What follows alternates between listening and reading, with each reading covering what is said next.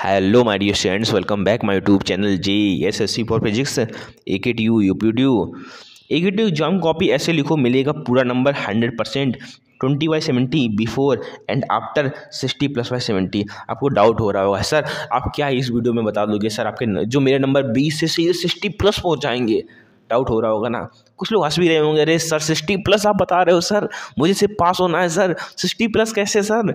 मैं अभी भी कह रहा हूँ यार, आप वीडियो पूरा देखना, आपको खुद रियलाइज हो जाएगा सर 60+ कैसे मेरे नंबर आएंगे। फर्स्ट वन मैं आपको बता दूं, मैं प्रीवियस 3 साल से खुद AKTU की कॉपी लिख रहा हूँ। नंबर सेकंड में आपको बता दूं, मैं 350+ बच्चों का एग्जाम कॉपी देख चुका हूँ। जब बच्चे चैलेंज करते हैं तो मेरे पास वो अपनी एग्जाम कॉपी भेजते हैं, तो मुझे पता चलता है बच्चे क्या गलती कर रहे हैं जिससे उनके नंबर नहीं आए, जिससे उनकी बैक लग गई है। पहली बात तो मैं वो चीज़ आपको पहले ही बता दूंगा जिससे आप अवेयर हो जाएंगे और आप वो गलती नहीं करेंगे, ठीक है। बिकॉज आप फर्स्ट ईयर के स्टूडेंट हो गए, आपको नहीं पता होगा कि कैसा कॉपी लिखते हैं, कैसा कॉपी आता है, क्या सिनेरियो होता है, section A, section B, section C, कैसे इन सेक्शन को मुझे अटेम्प्ट करना होगा जिससे मेरे नंबर अच्छे आ जाएं।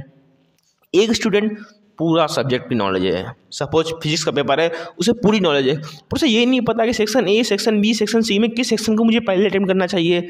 एक स्टूडेंट जिसको थोड़ा नॉलेज है पर वो थोड़ा ब्रेन का यूज कर रहा है और जो उसको लग रहा है, जो उसे मैं बता रहा हूँ वैसा अटेम्प्ट कर रहा है, उसका नंबर ज़्यादा आएगा एज कम्पेयर जिसको पूरा सब्जेक्ट का नॉलेज है, ठीक है। तो कॉपी को लिखना, कॉपी को अटेंड करना, कैसे कॉपी लिखना, ये भाई बहुत ज़रूरी होता है।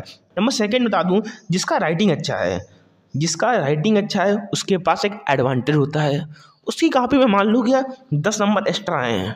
जिसका राइटिंग अच्छा है, राइटिंग का बहुत अच्छा नंबर मिलता है AKTU में यार। राइटिंग अच्छा है आपका तो नंबर मान लो आपका 100% अच्छा नंबर आएगा, श्योर मान लो, ठीक है।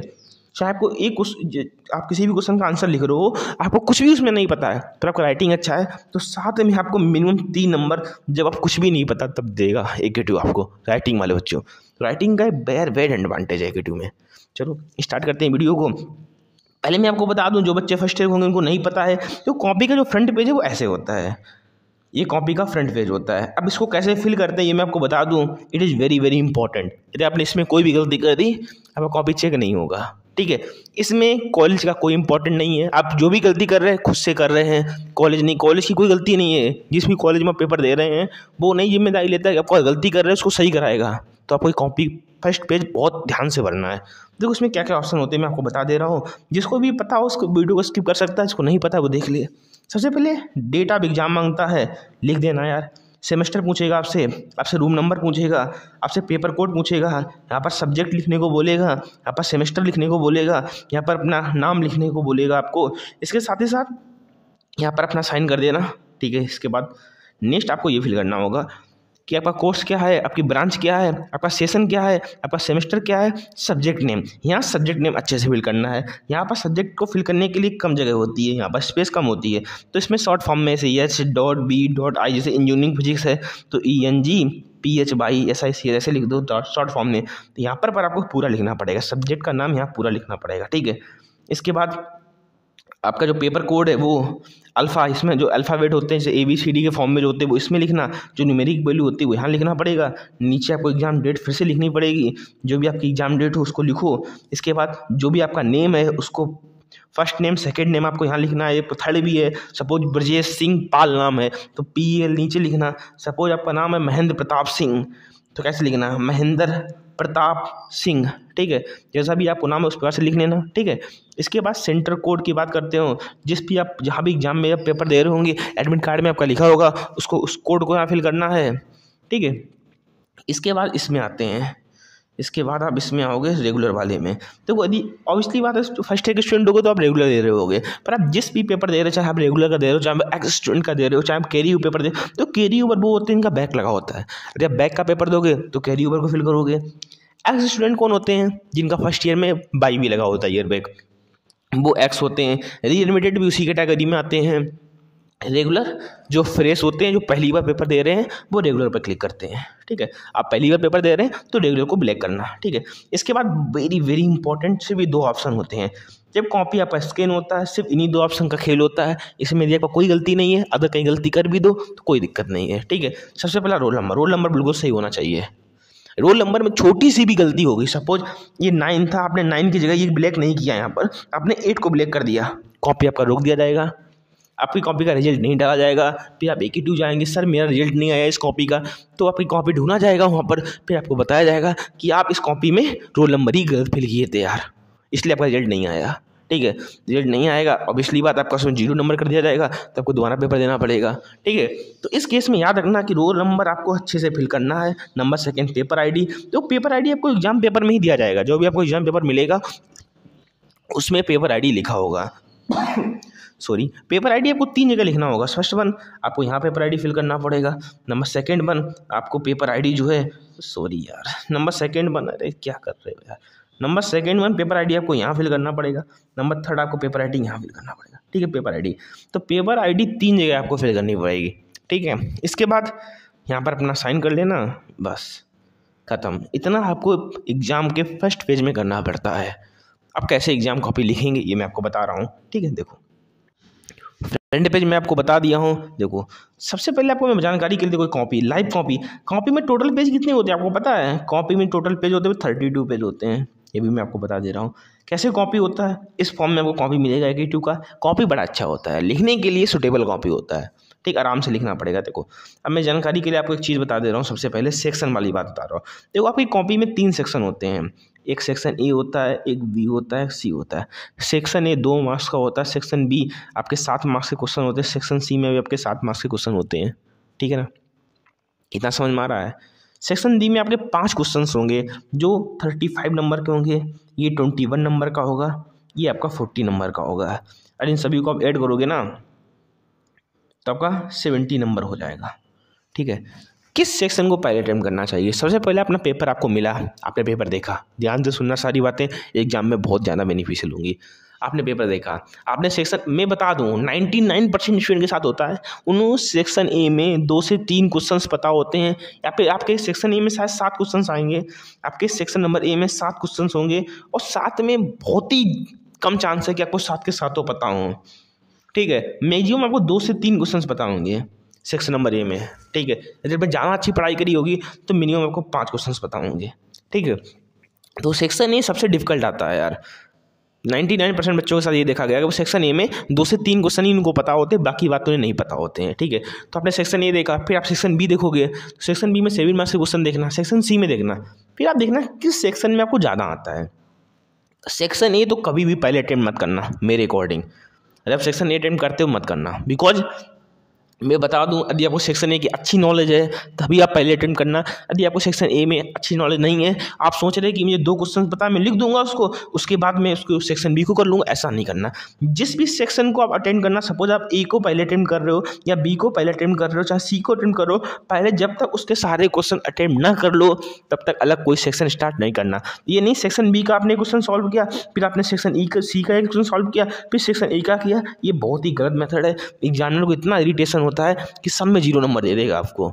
ऐसा मैंने बहुत बच्चों के साथ देखा है। जो भी कॉपी आप अटेम्प्ट करना, जो भी सेक्शन आप अटेम्प्ट करना, वो पहले कंप्लीट हो जाए। और आपने A किया तो A के साथ तो क्वेश्चन पूरे कर लो, नहीं पता तो स्पेस डील दो, तभी सेक्शन B स्टार्ट करना।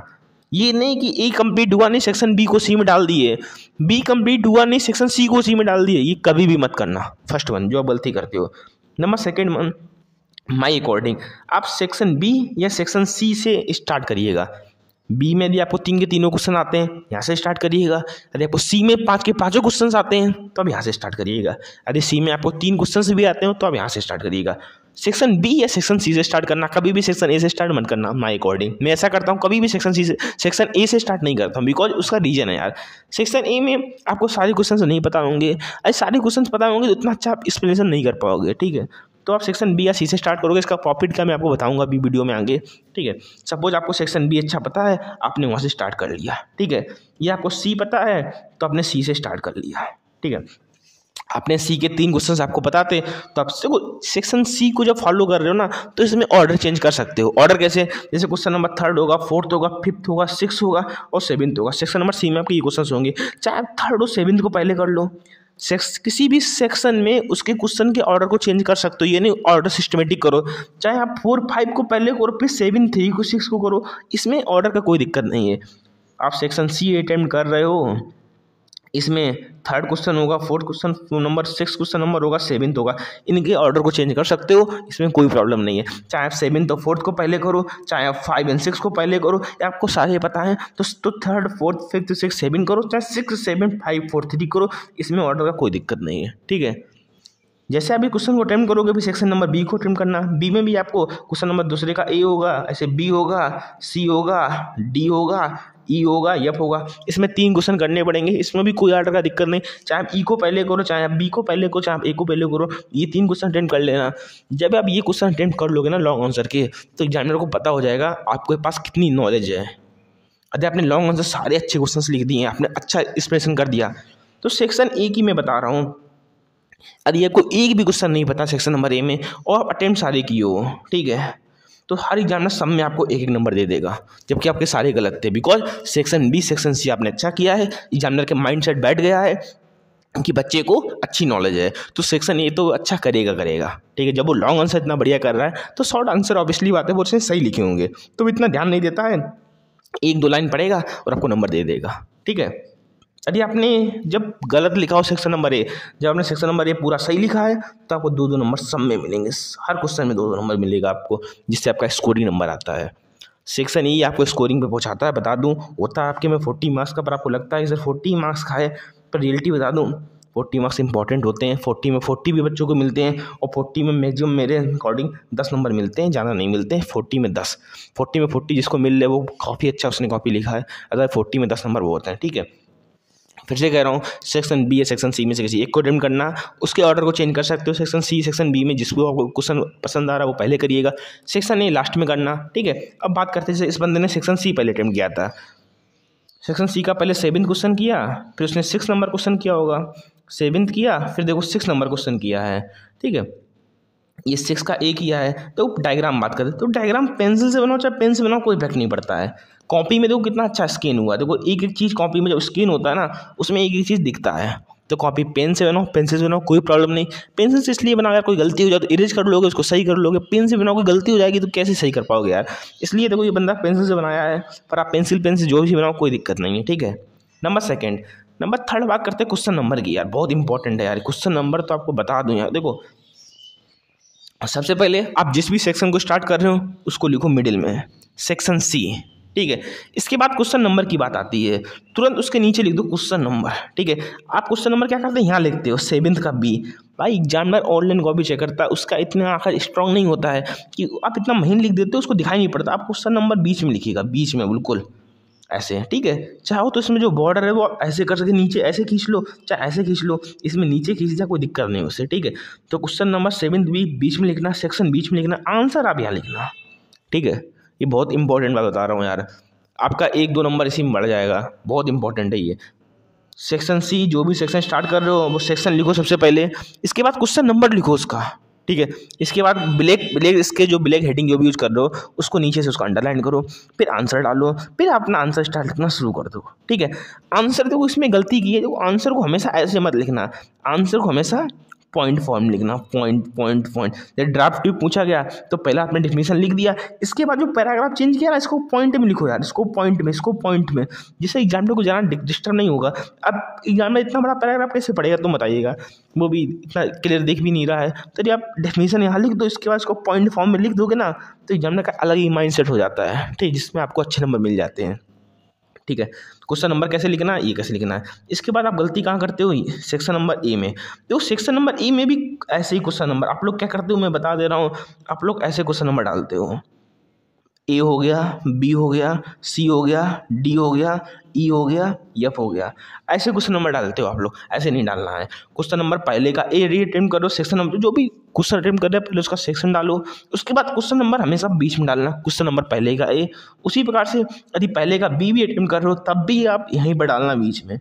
कॉपी 32 पेज का होता है, चिंता मत करना है कॉपी भर जाएगी, ऐसा कभी भी नहीं होता है, कॉपी नहीं भरती है, इतना बड़ा पेपर नहीं होता ना, इतना लेंदी पेपर होता है, मैक्सिमम 25 पेज भर पाओगे आप लोग, उससे ज़्यादा नहीं भर पाओगे। ठीक है, तो पहले का बी उसी प्रकार से देखो पहले का सी, जितना भी डाला क्वेश्चन नंबर बीच में डालना, जिससे एग्जामिनर को कभी प्रॉब्लम ना हो कि यार कॉपी में कौन जो आंसर चेक कर रहा हूँ किस क्वेश्चन नंबर का है। ठीक है, जैसे उसको ये आंसर सही लगा उसने क्वेश्चन नंबर देखा तुरंत आपको 2 नंबर दे देगा आपको। उसी प्रकार से ये क्वेश्चन हुआ, उसका उसने आंसर देखा, जैसे आंसर एक्सप्रेशन सही लिखे हो तुरंत पहले का डी देखेगा, नंबर दे देगा। अब आप क्वेश्चन नंबर यहाँ डाल लो, उसको समझ में नहीं आया डी है कि ई है कि एफ है कि जी है, फिर दिक्कत होता है। क्वेश्चन नंबर फिर से कह रहा हूँ बहुत इंपॉर्टेंट है, ठीक है। कॉपी लिखने का भी देखो, थोड़ा कटिंग मत करना यार, कटिंग का भी नंबर काट लेते हैं बहुत लोग होते हैं जो, अरे आप थोड़ी बहुत भी कटिंग कर रहे हैं, सपोज आपने ये लिखा है इसको काट दिया, इसका भी एक नंबर काट लेते कटिंग का भी, तो कटिंग भी मत करना कॉपी में। कॉपी बहुत साफ सुथरा लिखना है, जैसे इस बच्चे ने लिखा है, जहाँ जहाँ आपको डायग्राम का नीड है, जैसे इसमें सिर्फ स्पेसिफिक एनर्जी पूछा है, उसने डायग्राम बना दिया है, जहाँ जहाँ डायग्राम का नीड है डायग्राम बनाइएगा, ठीक है। और ये गलती मत करना, देखो सिर्फ इतनी जगह बची थी, इसने क्वेश्चन नंबर पहले का ई डाल के सॉल्व कर दिया, अब एग्जामिनर ने इसको चेक नहीं किया है, इसमें इसका 0 नंबर दिया है, तो ये गलती मत करना आप लोग यार, कि जो देखो इतनी जगह का कुछ नहीं डील दो, क्वेश्चन नंबर नया पैसे स्टार्ट कर लो, यहाँ डालो क्वेश्चन नंबर, कोई दिक्कत नहीं है, क्वेश्चन नंबर यहाँ डालो, ठीक है। यदि पैराग्राफ में थोड़ा कम जगह मिल रहा, कोई पेज में थोड़ा कम स्पेस है, तो उस चीज़ को डील देना, जैसे इसने ये को पहले का यहाँ डाल दिया, जबकि क्वेश्चन नंबर अलग है, एग्जामिनर ने चेक नहीं किया इस क्वेश्चन को, बिकॉज उसको लगा कि ये क्वेश्चन नंबर जो पहले का डी है वो पूरा एक पेज में किया है, जबकि यहाँ पर वो आंसर भी लिखा है। होता है यार कभी कभी ऑनलाइन कॉपी चेक करोगे, बहुत सारी कॉपी चेक करोगे तो कॉपी आंखें ब्लर ऐसे हो जाते हैं, नहीं दिखता है कभी कभी, गलती सबसे होती है, कोई इंसान है उससे भी गलती हो जाती है ऐसे, तो आप लोग गलती मत करना, ठीक है। जहाँ जहाँ डायग्राम है उस डायग्राम को दिखाना, फॉर्मूले हैं ऑब्वियसली बात है, ब्रैकेट में क्लोज करके दिखाना, ये सारी चीज़ आपको बतानी पड़ेगी। जो भी क्वेश्चन पूछ रहा है, जहाँ जहाँ डायग्राम चाहे तो 6 नंबर पहला है यार, ये पहले का है क्वेश्चन नंबर, पहले 2 नंबर का क्वेश्चन तब भी डायग्राम दे रहा है, ऐसी बात नहीं है डायग्राम है तो दिखाओ, ये नहीं कि 7 नंबर का क्वेश्चन है तभी उसमें डायग्राम दिखाएंगे, ऐसे कोई कंपलसरी नहीं है। सेक्शन ए का क्वेश्चन है, डायग्राम उसमें बना सकते हो तो डायग्राम बनाओ, ठीक है। जैसे क्वेश्चन नंबर पहले का ए था ये, इसमें इस बंदे ने डायग्राम बनाया है, डायग्राम क्यों बनाया है, जबकि इसकी नीड है, कोई नीड नहीं है, 2 नंबर उसको ऐसे मिल जाते, डायग्राम बनाओगे नंबर अच्छे मिलेंगे, बात सही है, ठीक है। डायग्राम आपको बनाने हैं, ठीक है। और कुछ और तो कोई गलती आप नहीं करोगे। एक और मैं बता दूं, तो कॉपी में क्या होता है, थोड़ा इसको ऊपर ले चलता फिर मैं बताता हूँ। जो कॉपी मिलेगा, कॉपी में देखो फर्स्ट पेज पे तो आपको पैराग्राफ ये मिलेगा, पैराग्राफ बना है, ठीक है। चाहे आप चाहें तो इसके, कुछ लोग करते हैं ऐसा कि इसके आगे भी पैराग्राफ बना लेते हैं, फिर लिखना स्टार्ट करते हैं, फिर वो यहाँ पर भी पैराग्राफ बना लेते हैं, ठीक है। सेकेंड पे ऐसा करते हैं, देखो सेकेंड पेज में आपका नहीं बनता है तो इसमें आप पैराग्राफ बना लेते हैं, फिर भी वो यहाँ पर भी ऐसे करते हैं। थोड़ा कॉपी में ये चूतियाबंदी मत करना, ठीक है। फर्स्ट पेज पे जाना, आप चाहो तो यहाँ पर एक पैराग्राफ बना सकते हो, पर मैं नहीं बनाता, मुझे कोई नीड नहीं लगती, बिकॉज ऑलरेडी बनाया है, मैं इसी का यूज़ करता हूँ, ठीक है। पर यदि आपको दिक्कत है तो आप फर्स्ट पेज में पैराग्राफ ऐसे बना लेना, आपको यहाँ पर भी दिक्कत है थोड़ा ऐसा यहाँ पर भी कर लेना, जिससे आपको सिमेट्रिक मिल जाएगा, ठीक है। पर मैं अकॉर्डिंग ऐसा मत करना कर लेना, काफ़ी अच्छा लगता है ऐसी बात है, पर इस सेकेंड पेज में पैराग्राफ बनानी पड़ेगा, और यहाँ पर कोई भी पैराग्राफ मत खींचना, बिकॉज ऑलरेडी खींचा हुआ होता है, ठीक है। तो पैराग्राफ भी बता दिया, क्वेश्चन नंबर भी बता दिया, किस सेक्शन को पहले अटेंड करना ये भी बता दिया। अरे आप इन जितनी भी मैं चीज़ बताया उन सबका ध्यान रखोगे ना, कॉपी में नंबर देखना अपने यार, ऑब्वियसली बात है इंक्रीज हो जाएंगे ईजिली, ठीक है। पैराग्राफ कैसे बनाओगे, जैसे कभी कभी क्या होता है, जो इसमें पैराग्राफ, इसमें जो क्वेश्चन था उसमें वो फिगर नहीं पूछे गए, तब भी इस बंदे ने फिगर बना दिए, देखो पूछा गया था मोडिस पेडिस, लिख दिया, फिगर भी बना दिया बगल में, ऐसे फिगर बना सकते हो यार, मतलब एग्जामिनर को खुश करना है यार, चाहे आप थ्योरी लिख के खुश कर लो, चाहे आप फिगर बना के खुश कर लो, डिपेंड आप पे करता है, ठीक है।